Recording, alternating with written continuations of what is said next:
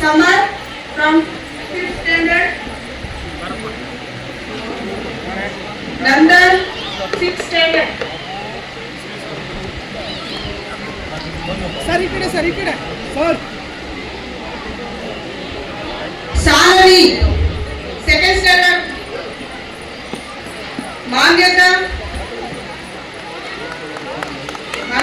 2nd standard.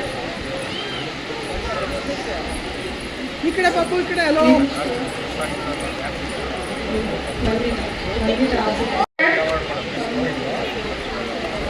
Samartha 5th standard. Nandan 6th standard. ಪೋಷಕರೆಲ್ಲರೂ ಚಪ್ಪಾಳೆ ಮೂಲಕ ಪ್ರೋತ್ಸಾಹಿಸಬೇಕೆಂದು ತಮ್ಮಲ್ಲಿ ವಿನಂತಿ. ದಯವಿಟ್ಟು ಚಪ್ಪಾಳೆಯನ್ನು ಜೋರಾಗಿ.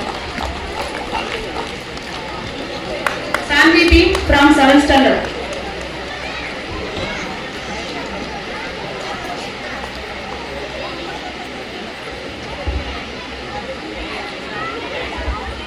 ಬೆಸ್ಟ್ ಸ್ಟೂಡೆಂಟ್ ಅವಾರ್ಡ್ ಅನ್ನು ನೀಡಿದ ಶ್ರೀ ಎಂ ಅಂಕೇಗೌಡರು ಪದ್ಮಶ್ರೀ ಪ್ರಶಸ್ತಿ ಪುರಸ್ಕೃತರವರಿಗೆ ಧನ್ಯವಾದ. ಇವತ್ತು ಈ ಕಾರ್ಯಕ್ರಮಕ್ಕೆ ಅಂಕೇಗೌಡರನ್ನ ಕರ್ಕೊಂಡು ಹೋಗಿ ಕಾರ್ಯಕ್ರಮ ಯಶಸ್ವಿ ಮಾಡೋಕ್ಕೆ ಕಾರಣಕರ್ತರಾದಂತಹ ಭಗವಂತ ಸಾಮಾಜಿಕ ಸಂಸ್ಥೆಯ ಅಧ್ಯಕ್ಷರಾದ ಶ್ರೀ ಎಂ ಸಿದ್ದರಾಜ್ ಅವರಿಗೆ ಮೊದಲನೇದಾಗಿ ಧನ್ಯವಾದಗಳು. ಮತ್ತು ಈಗ ಈ ಸಮಾರಂಭದ ಅಧ್ಯಕ್ಷತೆ ವಹಿಸಿದ ಎಂ ಸಿದ್ದರಾಜ್ ಅವರೇ, ಭಗವಂತದ ಬಿ.ಎಡ್ ಕಾಲೇಜಿನ ಪ್ರಾಂಶುಪಾಲರಾದಂಥ ಬಾಲಸುಬ್ರಹ್ಮಣ್ಯವರೇ, ಪದವಿ ಕಾಲೇಜಿನ ಪ್ರಿನ್ಸಿಪಾಲರಾದಂಥ ಶಿವಶಂಕರ್ ಅವರೇ, ಕಾನೂನು ಕಾಲೇಜಿನ ಪ್ರಾಂಶುಪಾಲರಾದಂಥ ಶ್ರೀಮತಿ ಜಿ ಶೀಲಾರ್ ಅವರೇ, ಮತ್ತು ಚೇತನ ಮೇಡಮ್ ಅವರೇ, ಮತ್ತು ಈಗ ತಾನೇ ಆಗಿರತಕ್ಕಂಥ ಅವರೇ, ನಂತರ ಅವರೇ, ಮತ್ತು ಏನು ಈ ಶಾಲಾ ವಾರ್ಷಿಕೋತ್ಸವದ ಸಮಾರಂಭಕ್ಕೆ ಆಗಮಿಸಿರ್ತಕ್ಕಂಥ ಪೋಷಕ ಬಂಧುಗಳೇ, ಇದು ನಿಯಮಬದ್ಧವಾಗಿ ಪ್ರತಿ ವರ್ಷವೂ ಶಾಲಾ ವಾರ್ಷಿಕೋತ್ಸವ ಕಾರ್ಯಕ್ರಮವನ್ನು ಹಮ್ಮಿಕೊಂಡು ವಿದ್ಯಾರ್ಥಿಗಳಿರ್ತಕ್ಕಂಥ ಹುಮ್ಮಸ್ಸು ಪ್ರೋತ್ಸಾಹವನ್ನು ಕೊಡ್ತಕ್ಕಂಥದ್ದು, ವಿದ್ಯಾರ್ಥಿಗಳಿಗೆ ಪ್ರೋತ್ಸಾಹ ನೀಡುವ ಮೂಲಕ ಅವರಿಗೆ ವಾಚಾತ್ಮಕತೆಯನ್ನು ಬೆಳೆಸತಕ್ಕಂಥ ಈ ಒಂದು ಕಾರ್ಯಕ್ರಮದಲ್ಲಿ ಅನೇಕ ಕ್ರೀಡೆಗಳು, ಅನೇಕ ಆಶುಭಾಷಣ ಸ್ಪರ್ಧೆಗಳನ್ನು ಹಮ್ಮಿಕೊಂಡು ಮಕ್ಕಳಲ್ಲಿರ್ತಕ್ಕಂಥ ಜ್ಞಾನವನ್ನು ಹೆಚ್ಚತಕ್ಕಂಥ ಕಾರ್ಯಕ್ರಮ ಇದೆ. ಪ್ರತಿಯೊಂದು ವರ್ಷವೂ ಸಹ ನಾವು ಈ ಕಾರ್ಯಕ್ರಮವನ್ನು ಮಾಡ್ಕೊಂಡು ಬರ್ತಾ ಇದ್ದೀವಿ. ಅದೇ ರೀತಿ 22ನೇ ವರ್ಷದ ಶಾಲಾ ವಾರ್ಷಿಕೋತ್ಸವ ಕಾರ್ಯಕ್ರಮ ಇವತ್ತು ಹಮ್ಮಿಕೊಂಡಿದ್ದೀವಿ. ಇಲ್ಲಿ ಈ ಶಾಲೆಯಲ್ಲಿ ಸುಮಾರು ಉತ್ತಮವಾದಂತ ಶಿಕ್ಷಣ ನೀಡ್ತಕ್ಕಂಥ ಅರ್ಥನ ನಮಗಾಗಲೇ ಪ್ರಾರ್ಥನೆ ಮಾಡುವಂತ ಏನು ನಮ್ಮ ಸಂವಿಧಾನದ ಬೋಧನೆ ಬುದ್ಧ ಅಂಬೇಡ್ಕರ್ ಬಗ್ಗೆ ನಡೆದಂತ ಒಂದು ಕಾರ್ಯಕ್ರಮವನ್ನು ನೋಡಿ ಅನೇಕ ಪೋಷಕರು ಯಶಸ್ವಿ ಕಾರ್ಯಕ್ರಮವನ್ನು ಮಾಡಿದರೆ ಈ ಚಿಕ್ಕ ವಯಸ್ಸಿನಲ್ಲಿ ಮಕ್ಕಳು ಇಂಥ ಒಂದು ಬೋಧನೆಯನ್ನ ಕಲ್ತ್ಕೊಂಡಿದ್ದಾರಲ್ಲ, ಇಂಗ್ಲಿಷ್ ನಲ್ಲಿ ಮಾತಾಡ್ತಕ್ಕಂಥ ಚಟುವಟಿಕೆ ಇದೆಯಲ್ಲ, ಈ ಶಾಲೆ ಉತ್ತಮವಾದಂತ ಶಿಕ್ಷಕರನ್ನು ಒಳಗೊಂಡಂತ ಶಾಲೆಯಾಗಿದೆ. ಒಳ್ಳೆಯ ಉತ್ತಮ ಶಿಕ್ಷಕರ ಇದ್ದಾರೆ ಇಲ್ಲಿ ಅಂತ ಒಂದು ಬೆಳವಣಿಗೆಯನ್ನು ಮಾಡಿರ್ತಕ್ಕಂಥ ಪ್ರಶಂಸೆಯನ್ನ ಬಂದಂತ ಪೋಷಕರು ಸಹ ನೀಡಿದ್ದಾರೆ.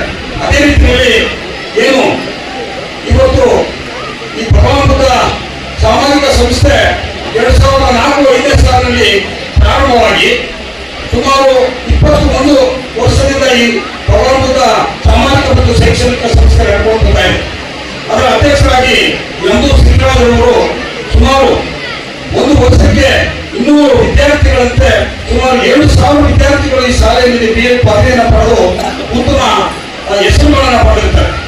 ಅದೇ ರೀತಿ ಏನು ಈ ಶಾಲಾ ವಾರ್ಷಿಕೋತ್ಸವ ಜ್ಞಾನದ ಹಿರಿಯ ಪ್ರಾಥಮಿಕ ಗೌರಮ್ಮ ಶ್ರೀಮತಿ ಎನ್.ಬಿ. ವೆಂಕಟಪ್ಪನವರು ಸುಮಾರು ವರ್ಷಗಳ ಕಾಲ ನಡೆಸಿಕೊಂಡು ಅವರು ದೈವದೇವರಾದ ನಂತರ ಅವರ ಈ ಶಾಲೆಯನ್ನು ಮುಂದುವರಿಸಬೇಕು, ಅವರ ಹೆಸರನ್ನು ನಿರಂತರವಾಗಿ ಬೆಳೆಸಬೇಕು ಅಂತಕ್ಕಂಥ ಆಧಾರದ ಮೇಲೆ ಈ ಜ್ಞಾನದ ಹಿರಿಯ ಪ್ರಾಥಮಿಕ ಶಾಲೆಯನ್ನ ಎಂ ಸಿದ್ದರಾಜ್ ಅವರು ಸುಮಾರು 15 ವರ್ಷಗಳಲ್ಲಿ ಇದನ್ನು ಸ್ವಾಧೀನಕ್ಕೆ ತಗೊಂಡು ಇವತ್ತು ಅದೇ ರೀತಿ ಅವರ ಹೆಸರಿನಲ್ಲಿ ಈ ಶಾಲೆ ಮುಂದುವರೆದು ಹೋಗ್ತಾರೆ.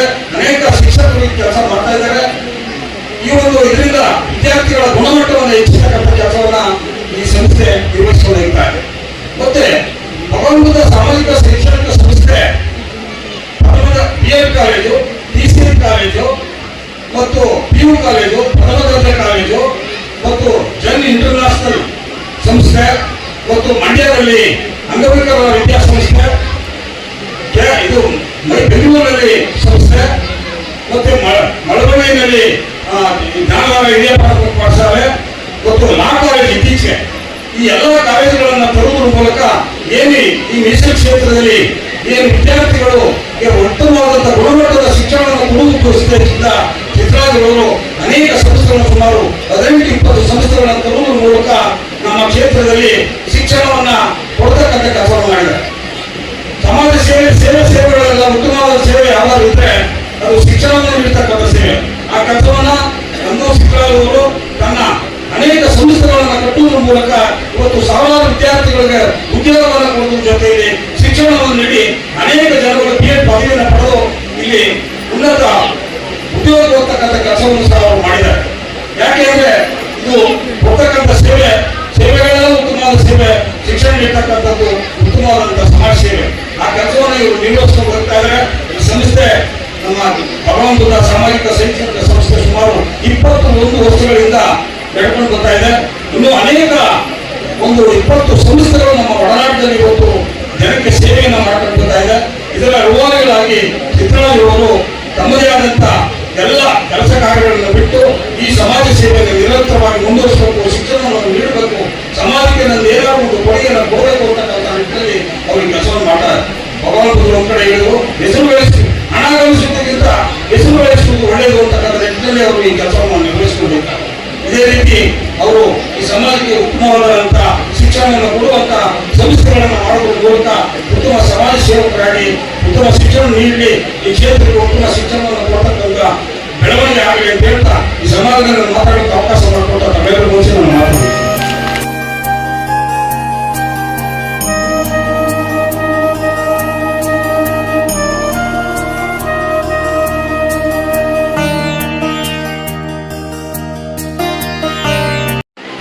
ನಿಮಗೆ ಈಗಾಗಲೇ ಟೈಮ್ ಆಗಿದ್ದರಿಂದ ಜಾಸ್ತಿ ಟೈಮ್ ತಗೊಂಡು ನಿಮಗೆ ತೊಂದರೆ ಕೊಡೋಲ್ಲ, ತಕ್ಷಣದಲ್ಲಿ ಮುಗಿಸ್ತೀನಿ ಅಂತ ಹೇಳ್ತಾ ವೇದಿಕೆ ಮೇಲೆ ಹಸಿರಾಗಿರ್ತಕ್ಕಂಥ ಹಾಗೂ ಇಂದಿನ ಕಾರ್ಯಕ್ರಮದ ಅಧ್ಯಕ್ಷರಾಗಿರ್ತಕ್ಕಂಥ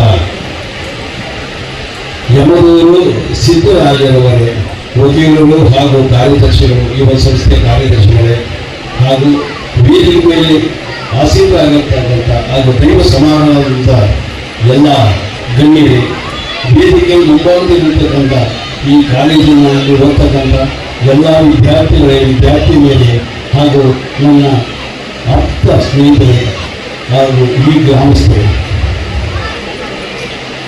ನಾನು ನಿಜಕ್ಕೂ ಮೊದಲಾಗಿ ನಾನು ಲೇಟಾಗಿ ಬಂದದಕ್ಕೆ ತಮ್ಮ ಕ್ಷಮೆ ಯಾಚಿಸ್ತೀನಿ. ಕಾರಣ ಏನು ಅಂದರೆ ಅನಿವಾರ್ಯ ಏನು ಮಾಡೋಕ್ಕಾಗಲ್ಲ. ಮಂಡ್ಯದ ಒಂದು ಕಾಲೇಜಿನಲ್ಲಿ ನಾನು ಸಿಗಾಕೊಂಡು ಏನೇ ಮಾಡಿದ್ರು ಟೈಮ್ ಆಯಿತು, ಕ್ಷಮೆ ಯಾಚಿಸ್ತಾ ನಾನು ಮುಂದುವರಿಸ್ತೇನೆ. ಸ್ನೇಹಿತರೆ, ಈ ಇಂದಿನ ಈ ಒಂದು ಕಾರ್ಯಕ್ರಮ ಬಹಳ ಯಶಸ್ವಿಯಾಗಿ ನಡ್ಕೊಂಡು ಬರ್ತಾ ಇದೆ. ಮಕ್ಕಳುಗಳೆಲ್ಲ ಬಹಳ ಖುಷಿಯಿಂದ ಈ ಒಂದು ಕಾರ್ಯಕ್ರಮದಲ್ಲಿ ಭಾಗವಾಗಿದ್ದಾರೆ. ಇಂಥ ಒಂದು ಕಾರ್ಯಕ್ರಮಕ್ಕೆ ನಮ್ಮ ಗುರುಗಳು ಸಿದ್ದರಾಜರು ಈ ಕಾರ್ಯಕ್ರಮಕ್ಕೆ ನೀವು ಬಂದೇ ಬರಬೇಕು ಅಂತೇಳಿ ನನ್ನನ್ನು ಆಹ್ವಾನಿಸಿದ್ದಾರೆ. ಅವರು ಈ ಸಂದರ್ಭದಲ್ಲಿ ನಾನು ಗೌರವಪೂರ್ವಕ ನಮನವನ್ನು ಸಲ್ಲಿಸ್ತೇನೆ. ಮಕ್ಕಳೇ ನೋಡಿ, ಒಂದು ಕಾಲ ಇತ್ತು. ಅದೇನಿತ್ತು ಕಾಲ ಅಂದರೆ ಬರಿಯ ತೋಳು ಬರೆದ ಮೇಲೆ ಜಗತ್ತನ್ನು ಆಳ್ತಾ ಇದ್ರು. ಒಂದು ರಾಜ್ಯ ಇನ್ನೊಂದು ರಾಜ್ಯ ಅಥವಾ ಇನ್ನೊಂದು ಪ್ರದೇಶವನ್ನ ಅವರು ಗೆದ್ದು ಆ ಸೋತಂತ್ರವನ್ನೆಲ್ಲ ಎಲ್ಲವನ್ನೂ ಕಿತ್ಕೊಂಡು ಅವನ್ನ ಬೀದಿ ಪಾಲು ಮಾಡಿ ತಾನು ಶಕ್ತಿಯಿಂದ ಆಳ್ತಾ ಇದ್ರು. ಅದು ಒಂದು ಕಾಲ ಇತ್ತದು. ಆ ಕಾಲ ಹೊರಟೋಯ್ತು. ಕಾಲಾಂತರದಲ್ಲಿ ಯಾವುದೇ ಶಕ್ತಿಗೆ ಬೆಳೆಯದೆ ಹೊರಟೋಯ್ತು. ಮತ್ತೆ ಇನ್ನೊಂದು ಕಾಲ ಬಂತು, ಮತ್ತೆ ನೆಕ್ಸ್ಟ್ ಒಂದು ಜನರೇಷನ್ ಬಂತು. ಅದೇಗಿತ್ತು ಅಂದ್ರೆ, ಯಾರು ದೊಡ್ಡ ದೊಡ್ಡ ಶ್ರೀಮಂತನೋ ಅವನು ತನ್ನ ಪ್ರಭಾವದಿಂದ ಮುಂದೆ ಅವರು ಮಾಡುವ ಹಿಂದೆ ಸಾವಿರಾರು ಜನಗಳು ಕೂಲಿಗಳು ಅಥವಾ ಕೈಲಾಗದವರು ಪ್ರತಿಯೊಬ್ಬರು ಹಿಂದೆ ಬರ್ತಾ ಇದ್ರು. ಅವನೇ ತಾಟ ಅನ್ಸ್ಕೊಳ್ತಾ ಇದ್ದ. ಅದು ಹೋಯ್ತು. ಇದು ಜ್ಞಾನದ ಯುಗ. ಈಗ ನಡೀತಾ ಇರೋದು, ಯಾವ ವ್ಯಕ್ತಿ ಜ್ಞಾನವನ್ನ ಪಡಿತಾನೆ ಅಂತವನು ಪ್ರಪಂಚದಲ್ಲಿ ಪ್ರಭುತ್ವವಾಗಿದ್ದಾನೆ. ಜಗತ್ತವರಿಗೆ ಬೆಲೆ ಕೊಡುತ್ತೆ, ತಲೆಬಾಗುತ್ತೆ. ಅಂತ ಸ್ಥಿತಿ ಬಂದಿದೆ.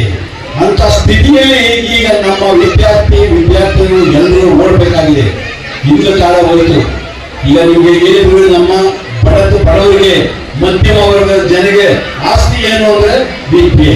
ಆ ವಿದ್ಯೆ ಬಿಟ್ಟರೆ ಬೇರೆ ಇನ್ನು ಯಾವ ಕ್ಷೇತ್ರದಲ್ಲೂ ಸಮಾನ ಓಡೋಕ್ಕಾಗಲ್ಲ. ಆದ್ರೆ ನೀವೇನ್ ಮಾಡ್ಬೇಕು, ಹಗಲು ರಾತ್ರಿ ಅಂತಾನೆ ಓದ್ಬೇಕು. ನಿಮ್ ತಂದೆ ತಾಯಿಗಳು ಅಷ್ಟೇ ದುಡ್ಡು ಮಾಡೋ ಕಾಲ ಹೋಯ್ತು, ದುಡ್ಡು ಮಾಡೋದನ್ನ ಬಿಟ್ಟು ಹಾಕ್ಬೇಕು. ನೆಕ್ಸ್ಟ್ ಎರಡನೇದಾಗಿ ಏನು ಅಥವಾ ಆಸ್ತಿ ಮಾಡೋದು ಇದು ಮಾಡೋದು ಎಲ್ಲ ಹೊರಟೈತು. ಆದ್ರೆ ಈಗ ಅವ್ರು ಮಾಡ್ಬೇಕಾಗಿರೋದು ಏನಂದ್ರೆ ಹಗಲು ರಾತ್ರಿ ಮಕ್ಕಳ ತಲೆಗೆ ಜ್ಞಾನವನ್ನ ತುಂಬಬೇಕು. ಜ್ಞಾನ ತುಂಬೋದು ಹೀಗೆ ಬಲವಂತಿ ತುಂಬೋದಲ್ಲ, ಅವ್ರನ್ನ ಸಾಂಸ್ಕೃತಿಕವಾಗಿ ಎಳ್ಕಬೇಕು. ಇಂದಿನ ಮಕ್ಕಳುಗಳ ಯಾವುದೇ ವಿಧವಾದಂತ ಹಠ ಚಟ ನೀವು ಮಾಡಿ ಅವ್ರನ್ನ ಹೊಡೆದು ವಿದ್ಯೆ ಕಲಿಸಿಕ್ಕಾಗಲ್ಲ. ಬಹಳ ಸೂಕ್ಷ್ಮಮತಿಗಳು ಮಕ್ಕಳುಗಳಲ್ಲ. ಆ ಮಕ್ಕಳುಗಳಿಗೆ ನೀವು ವಿದ್ಯೆ ಕಲಿಸಿದ್ರಿ ನಿಮ್ಮ ಏನು ನನ್ನ ವಂಶ ಅಂತಿದ್ರು ನಿಮ್ಮ ವಂಶಕ್ಕೆ ಹೆಸರು ಬರುತ್ತೆ, ನಿಮ್ಮ ಊರಿಗೆ ಹೆಸರು ಬರುತ್ತೆ, ನಿಮ್ಮ ಜಿಲ್ಲೆ ರಾಷ್ಟ್ರ ಮಟ್ಟಕ್ಕೆ ಹೆಸರು ಬರುತ್ತೆ. ಸ್ನೇಹಿತರೆ, ನಾನು ಒಬ್ಬ ಹಳ್ಳಿಗಾಡಿನ 2 ಎಕರೆ ಒಳಭೂಮಿ ಹೊಂದಿರ್ತಕ್ಕ ಒಬ್ಬ ರೈತನ ಮಗ. ನಾನು ಇದೇ ರೀತಿ ಓದಿಗೆ ಕಷ್ಟಪಟ್ಟು ಓದಿ ಪುಸ್ತಕಗಳಿಲ್ಲ, ಜೀವನ ಹೇಗೆ ಮಾಡೋದು ಅನ್ನೋ ಒಂದು ಪರಿಸ್ಥಿತಿ. ಹೇಗೆಂದ್ರೆ 2 ಎಕರೆ ಭೂಮಿಲಿ ನನ್ನ ತಂದೆ ತಾಯಿಗಳು ನಾನು ಸಾಕಬೇಕಾಗಿತ್ತು. ಅವತ್ತು ಒಳಭೂಮಿಲಿ ಒಂದು ವರ್ಷ ಮಳೆ ಬಿದ್ದರೆ ಮತ್ತೊಂದು ವರ್ಷ ಮಳೆ ಇರಲಿಲ್ಲ. ಈ ಪರಿಸ್ಥಿತಿಯಲ್ಲಿ ನಮ್ಮನ್ನು ಸಾಕ್ತಾ ಇದ್ರು. ಆ ಕಷ್ಟ ಕಾರ್ಪಣ್ಯಗಳೆಲ್ಲ ನನಗೆ ಗೊತ್ತಿತ್ತು. ಅದನ್ನು ನೋಡಿ ನಮ್ಮ ತಂದೆ, ನಾವು ಹಳ್ಳಿಗಾಡಿನಲ್ಲೇ ಓದಿದೆ, ನನಗೆ ಮನಸ್ಸಿನಲ್ಲಿ ಕವಿತಾ ಇತ್ತು. ನಾನು ಓದುವ ಸ್ಕೂಲ್ನಲ್ಲಿ ಪುಸ್ತಕಗಳೇ ಇರ್ತಾ ಇರಲಿಲ್ಲ, ಒಂದೇ ಒಂದು ಪುಸ್ತಕ ಇತ್ತು. ಆ ಪರಿಸ್ಥಿತಿಯಲ್ಲಿ ನಾನು ಓದಬೇಕಾಗಿತ್ತು. ಹಾಗೆ ಒಂದು 8 ಕಿಲೋಮೀಟರ್ ಹತ್ರ ಇರ್ತಕ್ಕಂಥ ಪಾಂಡವಪುರಕ್ಕೆ ಬಂದೆ, ಅಲ್ಲೂ ಪುಸ್ತಕಗಳಿಲ್ಲ. ಆಗ ನನ್ನ ಮನಸ್ಸಿಗೆ ಒಡೆದೇ ಒಂದು ಆ ಮಹಾನ್ ಚೇತನ ಬುದ್ಧ ದೇವರಿಗೆ ಅವನಿಗೆ ವೈರಾಗ್ಯ ಬಂದದ್ದು ಯಾವುದೋ 3 ಘಟನೆಗಳಿಂದ. ಹಾಗೆ ನನಗೆ ವೈರಾಗ್ಯ ಬಂತು. ಈ ಪುಸ್ತಕಗಳೇ ಇಷ್ಟು ಇದ್ದಲ್ಲ, ಇದನ್ನು ಯಾಕೆ ನಾನು ಸಂಗ್ರಹಿಸಬಾರದು? ಈ ಜ್ಞಾನವನ್ನ ನಮ್ಮ ಹಳ್ಳಿಗಾಡಿನ ಮಕ್ಕಳ ಕೈಗಳ ಪುಸ್ತಕ ಕೊಟ್ಟರೆ ಅವ್ರಿಗೆ ಜ್ಞಾನ ಬೆಳೀತದೆ. ಯಾಕೆ ನಾನು ಆ ದಿಕ್ಕಿನಿಂದ ನಾವು ಮಾಡಬಹುದು ಅಂತ ಹೋದಂತ ಒಂದು ಜ್ಞಾನ ಇವತ್ತು ಎಲ್ಲಿ ಬಂದಿದೆ? ಈ ರಾಷ್ಟ್ರ ಕಣ್ಣೆತ್ತಿ ನೋಡೋದು ಅಂತ ಬಂದಿದೆ. ತಾವು ದಯವಿಟ್ಟು ಬಂದು ನೋಡಿ. ಆ ಜಾಗದಲ್ಲೇ ನನಗೆ ಯಾವುದೇ ಮಕ್ಕಳಿಂದ 1 ರೂಪಾಯಿ ಫೀಸ್ ತಗೊಳ್ತಾ ಇಲ್ಲ, 1 ರೂಪಾಯಿ ಯಾವುದೇ ವಿಧವಾದ ಮೆಂಬರ್ಶಿಪ್ ಇಲ್ಲ, ಏನಿಲ್ಲ. ಯಾವ ಮಕ್ಕಳು ಬರಲಿ, ಅವ್ರ IAS KS ಯಾರೇ ಬರಲಿ, ಅವರು ಕೂತು ಅಲ್ಲಿ ಕುಂತು ಓದ್ಬೋದು. ಆ ತರ ಒಂದು ವ್ಯವಸ್ಥೆ ಆಗಿದೆ. ಇಂಥದ್ದನ್ನ ನಿಮ್ಮ ಮಕ್ಕಳು ನೀವು ಬಂದು ಅದನ್ನ ಪಡಿಸ್ಕೋಬೇಕು. ಅವ್ರು IAS ಈಗಾಗಲಿ KS ಮಾಡಲಿ ಅದನ್ನು ತರಬೇಕು, ಪಡಿಸ್ಕೋಬೇಕು. ನೋಡಿ, ನಮ್ಮ ಸಿದ್ದರಾಜಯ್ಯನವರು ಕಟ್ಟಿರ್ತಕ್ಕಂಥ ಈ ಸಂಸ್ಥೆ ಎಷ್ಟೊಂದು ಮಕ್ಕಳಿಗೆ ಜ್ಞಾನದಾಹಿಯಾಗಿ ಇದೆ. ನೀವು ಹಗಲು ರಾತ್ರಿ ಓದೋದ್ರಲ್ಲಿ 1-2 ವಿಧಾನ ಹೇಳ್ತೀನಿ. ನಾನು ಬಹಳ ಸ್ಪೀಡ್ ಇದೆ ಮೇಲ್ಮೇಲೆ ಹೇಳ್ತಾ ಇದ್ದೀನಿ, ನಿಮಗೆ ಟೈಮ್ ಆಗಿದೆ ಅಂತ. ಓದ ವಿಧಾನಗಿಂತ ನಿಮ್ಮ ಮಕ್ಕಳನ್ನ ಮಾರ್ನಿಂಗ್ ಬೆಳಿಗ್ಗೆ 4-4:30 ಗಂಟೆಗೆ ಹೇಳಿಸಿ ಅದನ್ನು ರೂಢಿ ಮಾಡ್ಬಿಡಿ. 7-7:30 ಗಂಟೆ ಗಂಟ ಓದಿಸಿ. ಅವ್ರು IAS ಪಾಸ್ ಮಾಡಬಲ್ಲ, ಆ ಶಕ್ತಿ ಬರ್ತದೆ. ಆ ಶಕ್ತಿ ಬರಬೇಕು ಅಂದ್ರೆ ಏನ್ ಮಾಡ್ಬೇಕು ಅಂದ್ರೆ ಮಕ್ಕಳನ್ನ ಬೆಳಿಗ್ಗೆ ಏರಿಸಿ ಅವ್ರ ಮುಖ ತೊಳಿಸಿ ಆ ಟೈಮ್ ಓದಲಿಕ್ಕೆ ಅವ್ರಿಗೆ ಅವಕಾಶ ಮಾಡ್ಕೊಳ್ಳಿ. ನೀವು ಇದರ ಟಿವಿ ಆಫ್ ಮಾಡಿಬಿಟ್ಟು ಆ ಮಕ್ಕಳ ಹತ್ರ ಕೂತ್ಕೊಳ್ಳಿ. ಅವ್ರಿಗೆ ನೀರು ಕೊಡೋದು, ಕಾಫಿ ಕೊಡೋದು, ಏನ್ ಕೊಟ್ಟು ಆ ಓದೋ ಪ್ರಾಕ್ಟೀಸ್ ಮಾಡಿದ್ರೆ ತಮ್ಮ ತಾವೇ ಓದಿ ಎಲ್ಲಿ ಹೋಗ್ಬೇಕು ಅಲ್ಲಿ ಹೋಗ್ತವೆ. ಈಗ ಮಾಡಿದ್ರೆ ನಿಮ್ಮ ಮಕ್ಕಳು ಮುಂದಿನ ಒಂದು ತಲೆಮಾರಿನಲ್ಲಿ ನಿಮ್ಮ ಹೆಸರಿಸ್ತವೆ, ನಿಮ್ಮ ಗ್ರಾಮದ ಹೆಸರಿಸ್ತವೆ, ಆ ಓದಿನ ಶಾಲೆಯಲ್ಲಿ ಹೆಸರಿಸ್ತವೆ. ಇಲ್ಲ ನನ್ನ ಮಕ್ಕಳುಗಳು ಏನಾಯ್ತವೆ, ಅನಾಥ ಆಯ್ತವೆ. ಯಾರ್ದು ಕೈ ಕೆಳಗೆ ಸಣ್ಣ ಪುಟ್ಟ ಕೆಲಸ ಮಾಡಿ ಬಟ್ಟೆ ಸಾಲಲ್ಲ, ಬಟ್ಟೆಗೆ ಹೊಟ್ಟೆ ಸಾಲಲ್ಲ ಅನ್ನೋದು ಅದಾಗಬಾರ್ದು. ಅಂದ್ರೆ ಇವತ್ತಿಂದೇ ಪ್ರಮಾಣ ಮಾಡಿ ಮಕ್ಕಳನ್ನ ಬೆಳಿಗ್ಗೆ 4 ಗಂಟೆಗೆ ಏಳ್ಸೋದು ಪ್ರಾಕ್ಟೀಸ್ ಮಾಡಿ. ಒಂದೇ ಸಾರಿ ಏಳ್ಸಕ್ಕಾಗಲ್ಲ. 6 ಗಂಟೆ, 5 ಗಂಟೆ, 4 ಗಂಟೆ ಓದಿಸಿ. ಇದು ನಾವು ಪ್ರಯೋಗ ಮಾಡಿರೋ ಬಂದಿರೋರಿಗೆ IAS ಮಾಡಿರೋ ಹೇಳ್ತಾರೆ, KS ಮಾಡಿರೋ ಹೇಳ್ತಾರೆ. ಸರ್, ನೀವು ಹೇಳಿದ್ರು ಒಂದು ಸೂತ್ರದಿಂದ ನಾನು ಇವತ್ತು IAS ಆಗಿದ್ದೀನಿ, KS ಆಗಿದ್ದೀನಿ, ದೊಡ್ಡ ಆಫೀಸ್ ಆಗಿದ್ದೀನಿ ಅಂತ ಹೇಳ್ತಾರೆ. ಕಾರಣ ಏನಂದ್ರೆ ಕಾಲ ಯಾವುದಾದ್ರು ಅಮೃತ ಕಾಲ ಅಂತ ಹೇಳ್ತಾರೆ. ಬೆಳ್ಳಿಗೆ ಟೈಮ್, ಆ ಟೈಮ್ ಉಳಿಸಲಿ, ಹಗಲು ರಾತ್ರಿ ಶ್ರಮಿಸಿ. ನೋಡಿ, ಒಂದು ಕುಟುಂಬ ಒಬ್ಬ ಮಗನ ಓದಿಸೋದಕ್ಕೆ ಕಷ್ಟಪಡ್ತದೆ. ನಮ್ಮ ಈ ಸಂಸ್ಥೆ 12-13 ಸಂಸ್ಥೆಗಳು ನಡೆಸ್ತಾ ಇದ್ದಾರಂತೆ ಸಿದ್ದರಾಜವರು. ಈ ಪುಣ್ಯ ಪುರುಷ ಅಂತ ಅವರು ಈ ಭೂಮಿಯಲ್ಲಿ ಹುಟ್ಟಿದ್ದಾರೆ. ಒಂದು ತತ್ವವನ್ನು ಅಳವಡಿಸಿಕೊಂಡು ಈ ಊರಿನ ಮಕ್ಕಳೆಲ್ಲ ನಮ್ಮವು, ಈ ಅಕ್ಕಪಕ್ಕದ ಊರಿನ ಮಕ್ಕಳೆಲ್ಲ ನಾವು ಅವ್ರನ್ನ ತಕ್ಷಣ ಕಲಿವಿ ಅಂತ ಹಗಲು ರಾತ್ರಿ ಅವರು ಪರಿಶ್ರಮ ಪಡ್ತಾ ಇದ್ದಾರೆ. ನಾವು ಓದೋ ಕಾಲದಲ್ಲಿ ನಮಗೆ ಸರಿಯಾದಂತ ಪುಸ್ತಕ ಸಿಗ್ತಿಲ್ಲ, ಸರಿಯಾದ ಗುರುಗಳು ಸಿಗ್ತಿರ್ಲಿಲ್ಲ. ನಾವು ರೈಲ್ವೆ ಸ್ಟೇಷನ್ ಅಂತ ಮೈಸೂರಿಗೆ ರೈಲ್ವೆ 22 ಕಿಲೋಮೀಟರ್ ನಡ್ಕೊ ಹೋಗಿ ಓದ್ಕೊಂಡು ಮನೆಗೆ ಬರ್ತಾ ಇದ್ದು. ಇವತ್ತಿನ ಮನೆ ಬಾಗಿಲಲ್ಲಿ ಜ್ಞಾನದ ಶಾಖೆ ತರ್ತದೆ. ನೀವು ಏನ್ ಮಾಡ್ಬೇಕು, ಅದನ್ನು ಬಳಸ್ಕೋಬೇಕು. ಹಾಗಾಗಿ ವಾರಕ್ಕೆ ಒಂದ್ಸಾರಿ ಬಂದು ನೀವು ಟೀಚರ್ ವಿಚಾರಿಸ್ಬೇಕು, ನನ್ನ ಮಕ್ಕಳು ಹೆಂಗ್ ಓದ್ತಾ ಇದ್ದಾರಪ್ಪ, ಏನು ಎದ್ದು ಅಂತ. ಅವ್ರನ್ನ ವಿಚಾರಿಸ್ಕೊಂಡು ಆ ಮಕ್ಕಳನ್ನ ಅಲ್ಲಲ್ಲೇ ಎಲ್ಲ ತಪ್ಪು ನಡೆದ್ರೆ ಸರಿದಾರಿ ತಲುಪು ಮಾಡಿದ್ರೆ ಯಾವ ಆಸ್ತಿ ಬೇಕಾಗಿಲ್ಲ ಸ್ನೇಹಿತರೆ. ನೀವು ಎಷ್ಟು ಕೋಟಿ ಮಾಡಿದ್ರು ಮನೇಲಿ ಮಗ ಸರಿ ಇಲ್ಲ ಅಂದ್ರೆ ಯಾವುದೂ ಲೆಕ್ಕಕ್ಕೆ ಬರೋಲ್ಲ. ನೀವು ಯೋಚನೆ ಮಾಡಿ ಅವಕ್ಕೆ ತುಂಬಿ ಜ್ಞಾನ ತುಂಬಿಸಿ, ಆಮೇಲೆ ಸಂಸ್ಕಾರ ಕಲಿಸಿ. ಅವ್ರು ಯಾರೇ ಬರಲಿ, ಚಿಕ್ಕವ್ರು ಬರಲಿ, ದೊಡ್ಡವ್ರು ಬರಲಿ, ಅವ್ರ ಗೌರವದಿಂದ ಮಾತಾಡೋದನ್ನ ಮಕ್ಕಳನ್ನು ಕಲಿಸಿ. ಹೀಗೆ ಕಲಿಸಿದ್ರೆ ಅವ್ರು ಒಂದು ದಿನ ದೊಡ್ಡ ವ್ಯಕ್ತಿಗಳಾಗ್ತವೆ. ಒಂದು ಟೀಚರ್ಗಳು ಮಕ್ಕಳಿಗೆ ಒಂದು ಸಣ್ಣ ಕಥೆ ಹೇಳ್ಬಿಟ್ಟು ಮುಗಿಸ್ತಾರೆ. ಹೋಮ್ವರ್ಕ್ ಕೊಟ್ಟರಂತೆ. ಆ ಹೋಮ್ವರ್ಕ್ ಏನಪ್ಪ ಅಂದ್ರೆ, ಮಕ್ಕಳೇ ನಾಳೆ ನಿಮಗೆ ಒಂದು ಹೋಮ್ವರ್ಕ್ ಕೊಡ್ತೀನಿ, ಆ ಹೋಮ್ವರ್ಕ್ ಮಾಡ್ಕೊಬರ್ಬೇಕು ಅಂತ. ಸರಿ, ಮಕ್ಕಳೆಲ್ಲ ಏನ್ ಮಾಡಿದ್ರು, 1ರಿಂದ 7ನೇ ತರಗತಿ ಶಾಲೆ ಮಕ್ಕಳು, ಸಾರ್ ಮಾಡ್ಕೊಬರ್ತೀವಿ ಸಾರ್ ಅಂದ್ರೆ. ಹೋಮ್ವರ್ಕ್ ಏನು, ನೀವು ಸ್ವರ್ಗದ ಮಣ್ಣನ್ನ ತರಬೇಕು ಅಂತ. ಆ ಮಕ್ಕಳಿಗೆ ಅರ್ಥ ಆಗಲಿಲ್ಲ. ಆಯ್ತು ಸಾರ್ ಅಂತ ಮನೆಗೆ ಬಂದಕ್ಕೆ ಅವ್ರ ಅಮ್ಮನ ಹಿಡ್ಕೊಂಡು, ಅಮ್ಮ ನಮ್ಗೆ ಸ್ವರ್ಗದ ಮಣ್ಣು ಬೇಕು, ಸ್ವರ್ಗದ ಮಣ್ಣು ಬೇಕು ಅಂತ. ಅವ್ರ ಅಮ್ಮ ಅದೇನು ಗೊತ್ತಾಗ ನಿಮ್ಮ ಅಪ್ಪ ಬಂದು ಕೇಳ್ಕೊ. ಸರಿ, ತಂದೆ ಇದ್ದಾನೆ ಏನ್ ಮಾಡಿದ, ಊರಿಲ್ಲ ಅಲ್ಲಿ ಇಲ್ಲಿ ಅಂಗಡಿ ಹೋಗ್ಬಿಟ್ಟು ಅಲ್ಲಿ ಇಲ್ಲಿ ಸುತ್ತಾಡ್ಕೊಂಡು ಯಾರು ಏನು ಹರಕೆ ಹೋಗ್ಬಿಟ್ಟು ಮನೆಗೆ ಬಂದ. ಈ ಮಗು ಏನಂತ, ಅಪ್ಪ ನಮ್ಮ ಟೀಚರ್ ಹೋಮ್ವರ್ಕ್ ಕೊಟ್ಟಾಳೆ, ಹೋಮ್ವರ್ಕ್ ಯಾರು ಗೊತ್ತಾ, ಸ್ವರ್ಗದ ಮಣ್ಣು ತರಬೇಕು ಅಂತ. ಅವ್ರು ಅಂತಾರೆ, ಅವನೇನು ಮೇಷ್ಟಿಗೆ ತನಿಖೆ ಹೋಗಿದ್ದ, ಎಂತ ಸ್ವರ್ಗ ಇದ್ದಲ್ಲ, ಎಂತ ಸ್ವರ್ಗದ ಮಾಡ್ಕೊಂಡ್ರು ಅಂತ ಮಗುವಿಗೆ ಇರ್ತಾರೆ. ಆ ಮಕ್ಕಳು ಕೇಳ್ಬೇಕಲ್ಲ, ಅವಕ್ಕೆ ಗುರುಗಳು ಹೇಳಿದ ಪಾಠ ಅಂದ್ರೆ ವೇದವಾಕ್ಯ ಯಾವ ಅಪ್ಪ ಅಮ್ಮ ಹೇಳಿದ್ ಕೇಳಲ್ಲ. ಇಲ್ಲ ಕಣಪ್ಪ, ನಮ್ ಸ್ವರ್ಗದ ಮಾಡಿ ಬೇಕೇ ಬೇಕು ಅವ್ರು. ಆಯ್ತು, ನಾಳೆ ಬಂದಿ ನಾಳೆ ಬಳಿ ಅಂತ ಹೇಳುತ್ತೆ. ಬೆಳಿಗ್ಗೆ ಆ ಮಗುವನ್ನು ಕರ್ಕೊಂಡು ಅಕ್ಕಪಕ್ಕದಲ್ಲಿ ಯಾರ್ಯಾರಿದ್ರು ಅವ್ರು ಒಂದು 15 ಜನ ಕರ್ಕೊಂಡು ಹೋಗಿ ಮೇಷ್ಠ ಹೊರಗಡೆ ನಿಂತ್ಕೊಳ್ತಾರೆ. ಮೇಷ್ಠೆ ಬನ್ನಿ, ಸರಿ ಮೇಷ್ಠರು ಬಂದ್ರು. ಏನೇ ಸರ್ಕಾರ ಸಂಬಳ ಕೊಡುತ್ತೆ, ನೀನು ಸಂಬಳ ತಗೊಂಡು ಮಕ್ಕಳು ಪಾಠ ಮಾಡಿಕೊಂಡು ಎಂತ ಸ್ವರ್ಗ ಇದೆಯಾ, ಯಾವ ಸ್ವರ್ಗ ಮಾಡ್ತಿರ್ಬೇಕು ನನ್ನ ಮಗ, ಆಟ ಆಡ್ತಾ ಇದೆಯಾ ಅಂತ ಬೇಕ್ತಾರೆ. ಆಗ ಅವರು ಶಾಂತಿಯಿಂದ ಆ ಗುರುಗಳು ಏನ್ ಮಾಡ್ತಾರೆ, ಹೊರಗಡೆ ಇದ್ದವ್ರಿಗೆ ಎಲ್ಲರಿಗೂ ಒಂದು 15 ಚೇರ್ ಹಾಕಿ ಮಕ್ಕಳೆಲ್ಲ ಕರೆದು ಸಾಲು ನಿಲ್ಲಿಸಿ, ಮಕ್ಕಳೇ ನಾನು ಹೇಳಿದ್ದೆ ನಾಳೆ ಸ್ವರ್ಗದ ಮಣ್ಣು ತಂದಿ ಅಂತ. ಯಾರ್ಯಾರು ತಂದಿದ್ದೀರಪ್ಪ ಅಂತ. ಯಾಕೆ ತರ್ತಾರೆ ಸ್ವರ್ಗದ ಮಣ್ಣ? ಸರಿ, ಅವರು ಸುಮ್ಮನೆ ನಿಂತ್ಕೊಳ್ತಾರೆ. ಅದಕ್ಕೆ ಒಬ್ಬ ಹುಡುಗ ಇದ್ದ, ಸರ್ ನಾನು ತಂದಿದ್ದೀನಿ ಸರ್ ಸ್ವರ್ಗದ ಮಣ್ಣ ಅಂತ. ಮೇಷ್ಟ್ರು ಸ್ವಲ್ಪ ಸಮಾಧಾನ ಆಯಿತು. ಹೌದಪ್ಪ, ಪಾಪ ಹುಡುಗಿಗೆ ಎಲ್ಲಿ ತಂದಪ್ಪ ನೀನು ಸ್ವರ್ಗದ ಮಣ್ಣ ಅಂತ. ಇವರೆಲ್ಲ ಕೇಳಿಸೋದೇ ಬಂದವ್ರೆ, ಇವ್ರ್ಯಾವುದೋ ಒಂದು ಹುಚ್ಚು ಹುಡುಗನು ಅಂತ ಕೇಳಿಸೋದೇ ಬಂದವ್ರೆ. ಇಲ್ಲ ಸರ್, ಸ್ವರ್ಗ ಇದೆಯೋ ಇರೋ ನನಗೆ ಗೊತ್ತಿಲ್ಲ. ನಮ್ಮಪ್ಪ ದಿನ ಬೆಳಗ್ಗೆ ಕೂಲಿ ಮಾಡ್ಕೊಂತೀವಿ, ದುಡ್ಡು ತಂದು ನಮ್ಮ ತಾಯಿ ಕೈ ಕೊಡ್ತಾರೆ. ನಮ್ಮ ತಾಯಿ ನನಗೆ ಸ್ನಾನ ಮಾಡಿಸಿ, ನನ್ನ ಬಟ್ಟೆ ಬರೆಯೆಲ್ಲ ಸ್ವಚ್ಛಗೊಳಿಸಿ, ಬೆಳಿಗ್ಗೆ ಸಂಜೆ ಎಲ್ಲ ನನ್ನ ಸರಿಯಾಗಿ ಊಟ ಕೊಟ್ಟು ಬಾಸಿಗೆ ತಿಂಡಿ ಹಾಕಿ ನನ್ನನ್ನು ಶಾಲೆಗೆ ಕಳಿಸ್ತಾರೆ. ಪ್ರತಿನಿತ್ಯ ನಮ್ಮ ತಂದೆ ದುಡಿತಾರೆ. ನಮ್ಮ ತಾಯಿ ನನಗೋಸ್ಕರವಾಗಿ ಕಷ್ಟಪಟ್ಟು ನನ್ನನ್ನೆಲ್ಲ ಇದು ಮಾಡಿ ನಮ್ಮ ಈ ಶಾಲೆಗೆ ಕಳಿಸ್ತಾರೆ ಸರ್. ನನಗೆ ಇವರಿಬ್ಬರೇ ಸ್ವರ್ಗ ಸರ್. ಆದ್ರಿಂದ ನಮ್ಮ ತಂದೆ ತಾಯಿಯ ಇಬ್ಬರ ಪಾದದ ಮಣ್ಣನ್ನು ತಗೊಬಂದಿದ್ದೀನಿ ಸರ್, ಇದೇ ನನಗೆ ಸ್ವರ್ಗದ ಮಣ್ಣು ಅಂತಾರೆ. ಅಂತ ತಕ್ಷಣವೇ ಅವರು ಬೆಪ್ಪಾಗ್ಬಿಡ್ತಾರೆ. ಕೇಳಿಸ್ಕೊಂಡ್ರಪ್ಪ, ನಿಮ್ಮ ಮನೆಯಲ್ಲಿ ನಿಮ್ಮ ಮಕ್ಕಳಿಗೆ ಸಂಸ್ಕಾರ ಕಲಿಸಬೇಕು. ಆ ಮಕ್ಕಳಿಗೆ ಓದ್ತಾಳೆ ಅಂತ ನೀವು ಹೇಳಿದ್ರೆ ಹೆಂಗೆ ಮಕ್ಕಳು ಓದ್ತವೆ? ಆದ್ರಿಂದ ನೋಡಿ, ನೀವು ಮಕ್ಕಳಿಗೆ ನಾವೇನ್ ಹೇಳ್ಕೊಡ್ತೀವಿ ಪಾಠ ಪ್ರವಚನಗಳನ್ನ ಅವನ್ನ ಅಲ್ಲಿ ರಿವಿಷನ್ ಮಾಡಿಸಿ. ನಾವಿಲ್ಲಿ ಪ್ರಾಮಾಣಿಕವಾಗಿ ನಾವಿಲ್ಲಿ ಪಾಠ ಮಾಡ್ತೀವಿ. ನಾವು ನೀವು ಇಬ್ಬರು ಸೇರಿ ಆ ಮಕ್ಕಳನ್ನ ಚೆನ್ನಾಗಿ ಬೆಳೆಸಿ ಈ ನಾಳೆಗೆ ನಾವು ಅರ್ಪಣೆ ಮಾಡೋಣ, ಇದೇ ಸಾಕು ಅಂತ ಹೇಳ್ತಾರೆ. ಆಗ ಅವರು ತಲೆ ಬಗ್ಗಿಸ್ಕೊಂಡು ಮನೆಗೆ ಬರ್ತಾರೆ. ಹೀಗೆ ನಮ್ಮ ಮಕ್ಕಳುಗಳಿಗೆ ಏನು ಕಲಿಸ್ಬೇಕು, ಸಂಸ್ಕಾರ ಕಲಿಸ್ಬೇಕು. ಮನೆಯಿಂದ ಹೇಗೆ ಮಾತಾಡ್ಬೇಕು, ಹೇಗೆ ಇದು ಮಾಡ್ಬೇಕು, ನೆರೆಹೊರೆಯ ಜೊತೆ ಹೇಗಿರ್ಬೇಕು.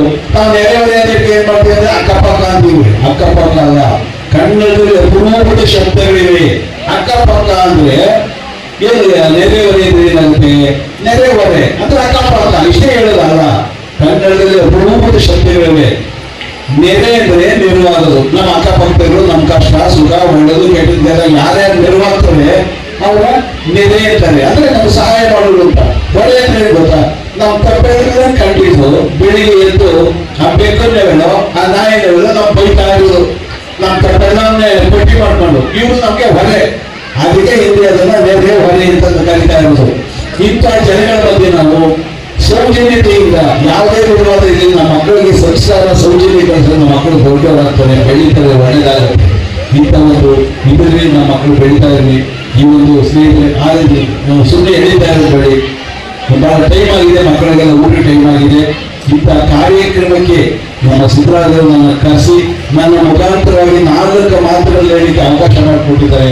ನಾನು ಮೊದಲೊಮ್ಮೆ ಹೇಳ್ತೀನಿ, ಮಕ್ಕಳ ಬಗ್ಗೆ ನೀವು ಯಾವಾಗಲೂ ಎಚ್ಚರಿಕೆಯಿಂದ ಅವರಿಗೆ ಜ್ಞಾನದ ಬಗ್ಗೆ, ಓದಿನ ಬಗ್ಗೆ ಗಮನ ಕೊಡಿ.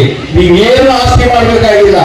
ನಮ್ಮ ಹಳ್ಳಿಲಿದ್ದಂತ ಮಕ್ಕಳುಗಳು ನೋಡಿದ್ರೆ ಅವರು ನ್ಯಾಯಾಧೀಶರಾಗಿ ಕೋರ್ಟಲ್ಲಿ ಕೂತಿದ್ದಾರೆ, ಒಂದಲ್ಲ ಎರಡಲ್ಲ, ಲಾಯರ್ ಆಗಿ ವಾದ ಮಾಡ್ತಾ ಇದ್ದಾರೆ. ಚಿಕ್ಕ ಮಕ್ಕಳು, ಪುಟ್ಟ ಮಕ್ಕಳು, ನನಗೆ 78 ವರ್ಷ ಓಡಾಡ್ತಾ ಇದ್ದಂತ ಮಕ್ಕಳುಗಳು ವಿಜ್ಞಾನಿಗಳಾಗಿದ್ದಾರೆ. ಇವತ್ತು ಐಟಿ ಕಂಪನಿಗಳಲ್ಲಿ ಹಣ ಅಪ್ಪ ನಾನು 2 ಲಕ್ಷ ಸಂಬಳ ತಂದಿತ್ತು, ಈಗ ಗಂಡಿನ ನೋಡ್ತಾ ಇದ್ದು ನೀವು ಆಗುತ್ತಾ. ಅದಕ್ಕಾಗಿ ಹಗಲು ರಾತ್ರಿ ಆ ಮಕ್ಕಳುಗಳಿಗೆ ಗಮನ ಕೊಡಿ. ಬನ್ನಿ, ನೀವು ಎಲ್ಲೆಲ್ಲೂ ಯಾರ್ಯಾರು ಹೋಗಿ ಬಿಸಾಕಿ ಆ ಟೈಪ್ ಏನಾರು ಮಾಡ್ಕೊಳ್ಳಿ, ರಾಜಕೀಯ ಆಟ ಅದ ಬಿಟ್ಟಾದ್ರೂ ಬನ್ನಿ. ಅದು ನಿಮ್ಮ ಮೇಲಲ್ಲಿ ಇಂಥ ಶಾಲೆಗಳಲ್ಲಿ ಇಂಥ ಗುರುಗಳ ಹತ್ರ ನೀವು ಬೆಂಬಲವಾಗಿ ನಿಂತ್ಕೊಳ್ಳಿ. ನಮ್ಮೂರಿಗೆ ನಮ್ಮ ಜ್ಞಾನ ತಂದು ನಮ್ಮ ಮನೆ ಬಾಗಿಲಿಗೆ ತುಂಬ್ತಾ ಇರುವಾಗ ನಾವು ಬೇರೆ ಯಾಕೆ? ನೀವು ಆ ಟೈಮ್ ಬಂದಾಗ ಅದೇನೋ ಮಾಡ್ಕೊಳ್ಳಿ. ಉಳಿದಂತೆ ಇಂಥ ಶಾಲಾ ಕಾಲೇಜ್ ಹತ್ರ ಬಂದು ನಿಮ್ಮ ಮಕ್ಕಳು ಹೇಗೆ ಏನಿದೆ ಅಂತ ವಿಚಾರಿಸ್ಕೊಂಡು ಅವ್ರು ಮಾಡ್ಕೊಂಡು ಹೋಗಿ, ಖಂಡಿತ ಒಳ್ಳೆಯದಾಗುತ್ತೆ. ಈ ಒಂದು ಸಂದರ್ಭದಲ್ಲಿ ನನ್ನನ್ನು ಕರೆದು 2 ಮಾತಾಡಲಿಕ್ಕೆ ಅವಕಾಶ ಮಾಡಿಕೊಟ್ಟ ನಮ್ಮ ಅಧ್ಯಕ್ಷರಿಗೆ ವಂದಿಸಿ, ಹಾಗೂ ನಿಮ್ಗಳು ತಾಳ್ಮೆಯಿಂದ ಈ 1-2 ಮಾತು ಹೇಳಿಕ್ಕೆ ಕಾದಿರ್ತಕ್ಕಂಥವ್ರಿಗೆ ನಿಮ್ಮೆಲ್ಲ ವಂದಿಸಿ ನನ್ನ ಮಾತನ್ನ ಮುಗಿಸ್ತೇನೆ. ಜೈ ಹಿಂದ್, ಜೈ ಕರ್ನಾಟಕ. ಜ್ಞಾನಧಾರ ಹಿರಿಯ ಪ್ರಾಥಮಿಕ ಶಾಲಾ ವಾರ್ಷಿಕೋತ್ಸವ 2026 ಅಭಿನಂದನಾ ಸಮಾರಂಭಕ್ಕೆ ಆಗಮಿಸಿರುವ ಮಂಡ್ಯ ಜಿಲ್ಲೆಯ ಹೆಮ್ಮೆಯ ಪುತ್ರ ಪದ್ಮಶ್ರೀ ಪ್ರಶಸ್ತಿ ಪುರಸ್ಕೃತರು ಆದಂತಹ ಶ್ರೀಯುತ ಎಂ ಅಂಕೇಗೌಡ ಅವರ ಬಗ್ಗೆ ಪರಿಚಯ ಮಾಡಿಕೊಳ್ಳೋಣ. ಶ್ರೀಯುತ ಮರಿಗೌಡ ಮತ್ತು ನಿಂಗಮ್ಮ ದಂಪತಿಗಳಿಗೆ ಮಗನಾಗಿ ಕೃಷಿಕರ ಕುಟುಂಬದಲ್ಲಿ ಜನಿಸಿದರು. ಇವರಿಗೆ ಬಾಲ್ಯದಿಂದಲೇ ಪುಸ್ತಕ ಓದುವರಲ್ಲಿ ಅಪಾರ ಉತ್ಸಾಹ ಹೊಂದಿದ್ದರು. ಕನ್ನಡ ಸಾಹಿತ್ಯದಲ್ಲಿ MA ಪದವಿ ಪಡೆದು ಸಕ್ಕರೆ ಕಾರ್ಖಾನೆಯಲ್ಲಿ 30 ವರ್ಷಗಳ ಕಾಲ ಸೇವೆ ಸಲ್ಲಿಸಿದರು. ವಿಶೇಷವೇನೆಂದರೆ ತಮ್ಮ ಸಂಬಳದ 80% ರಷ್ಟು ಹಣವನ್ನು ಪುಸ್ತಕಗಳನ್ನು ಖರೀದಿಸಲು ಖರ್ಚು ಮಾಡಿರುತ್ತಾರೆ. ಜೊತೆಯಲ್ಲಿ ಅವರ ಮನೆಯಲ್ಲಿ ಪುಸ್ತಕಗಳ ಸಂಗ್ರಹ ಸಡಗರದಿಂದ ಕೂಡಿದ್ದು, ಇಂದಿಗೆ ಅವುಗಳ ಸಂಖ್ಯೆ 2 ಲಕ್ಷಕ್ಕೂ ಹೆಚ್ಚು ಪುಸ್ತಕಗಳನ್ನು ಹೊಂದಿದೆ. ಇವರ ಮನೆಯಲ್ಲಿ ಪುಸ್ತಕದ ಮನೆ ಎಂದೇ ಕರೆಯಬಹುದಾಗಿದೆ. ಈ ಪುಸ್ತಕಗಳನ್ನು ಹಲವಾರು ಸಂಶೋಧನಾ ವಿದ್ವಾಂಸರು, ಶಿಕ್ಷಕರು, ಬರಹಗಾರರು, ವಿಮರ್ಶಕರು, ಸ್ಪರ್ಧಾತ್ಮಕ ಪರೀಕ್ಷಾ ಓದುಗಾರರು ಮತ್ತು ಎಲ್ಲ ಹಂತದ ಜನರಿಗೆ ಪುಸ್ತಕಗಳನ್ನು ಉಚಿತವಾಗಿ ಉಲ್ಲೇಖಿಸಲು ಸ್ಥಳವಾಗಿದೆ. ಇದಕ್ಕೆ ಕಾರಣವೇನೆಂದರೆ ಇವರು ಕಾಲೇಜಿನ ವಿದ್ಯಾರ್ಥಿಯಾಗಿದ್ದಾಗ ಪುಸ್ತಕಗಳು ಓದಲು ಸಿಗುತ್ತಿರಲಿಲ್ಲ. ಇದು ಶ್ರೀಯುತ ಅಂಕೇಗೌಡರನ್ನು ಯೋಚಿಸುವಂತೆ ಮಾಡಿ ಅವರ ಪ್ರೀತಿಯ ಪ್ರಾಧ್ಯಾಪಕರಾದ ಅನಂತರಾಮು ಸರ್ ರವರ ಪ್ರೇರಣಾದಾಯಕ ಮಾತುಗಳ ಪುಸ್ತಕಗಳ ಗೀಳನ್ನು ಉಂಟು ಮಾಡಿತ್ತು. ಇವರು ಪಟ್ಟಣಕ್ಕೆ ಹೋದಾಗಲೆಲ್ಲ ಪುಸ್ತಕಗಳನ್ನು ಮನೆಗೆ ತಪ್ಪದೇ ತರುತ್ತಿದ್ದರು. ಇವರು ಅಂಕೇಗೌಡ ಪ್ರತಿಷ್ಠಾನವನ್ನು ಸ್ಥಾಪಿಸಿ ತಮ್ಮ 72ನೇ ವಯಸ್ಸಿನಲ್ಲೂ ಸಹ ಸಿಬ್ಬಂದಿಯನ್ನು ನೇಮಿಸಿಕೊಳ್ಳದೆ ಏಕಾಂಗಿಯಾಗಿ ಕಾರ್ಯನಿರ್ವಹಿಸುತ್ತಿದ್ದಾರೆ.